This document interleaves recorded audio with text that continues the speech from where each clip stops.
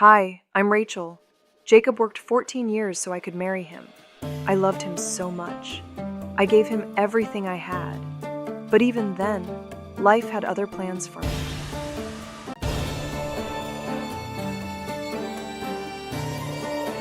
I grew up in my father's household in Haran. Days were long, tending sheep, carrying water, watching the sun burn across the sky.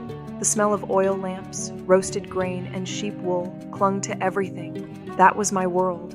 People noticed me for my beauty. Neighbors whispered about my face, my hair, my figure. They thought I had everything. But inside, I longed for more. I wanted a family. I wanted love. Not just admiration, not just eyes on me, but true love. And then he came. Jacob. My cousin, yes, but more than that. A man with eyes that saw me, not just my face, strong, kind, determined. When our eyes met by the well, I felt it. I would follow him anywhere. Jacob went to my father Laban and made a deal. He would work 7 years for me, 7 years of sheep, of breaking ground, of sweat in the sun, 7 years of waiting, hoping, until finally we could be together. At last, the 7 years were done. The wedding was here. My heart pounded with joy, nervous, excited. My hands trembled. I imagined walking into Jacob's arms. Weddings then were full of singing, laughter, feasting. The bride was veiled, hidden until night. That was the custom. And under that custom, everything changed. At the moment I should have been brought to him, I was taken away. My father had switched me for my sister. Leah walked to Jacob in my place. I sat in silence. My heart broke as I heard the sounds of celebration. My father's laughter echoed through the halls. My heart shattered into pieces. This can't be real. This isn't happening. He loves me. He has to. Jacob didn't know until morning. When the truth broke, his anger was fierce. His face twisted with betrayal. When he looked at me, all I could do was cry. "Why didn't you tell me?" he asked. I couldn't.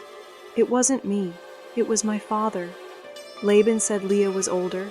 He said it was shameful to marry me first. Shame, as if my love meant nothing. It was a betrayal I couldn't understand.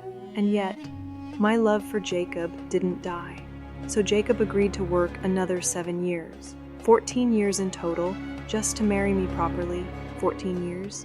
I waited. I watched him labor in the heat, herding flocks, breaking stones, sweating for my hand, and finally, at the end of those years, I was his bride. My wedding day came at last. This time, my veil was lifted, and it was truly me. Tears filled my eyes as Jacob held my hands. "At last, Rachel, at last," he whispered. Leah's face was unreadable, her silence heavy, but for me, it was joy, pure joy. The wait was finally over, and yet, my story didn't end there. Jacob loved me deeply, but my womb was barren. My sister bore child after child. Her cries of labor echoed through the night. I wasn't jealous of her, but the pain of emptiness tore me apart. I cried into my pillow. "Why me, God? Why this pain? Am I not a woman too?" Seasons passed. I watched Leah's children grow. I smiled at them, but inside, I felt invisible.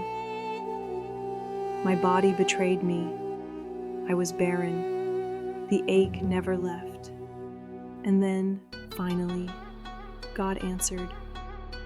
I gave birth to my first son, Joseph. My Joseph. The moment I held him, my heart overflowed. Years of waiting, sorrow, and shame melted away.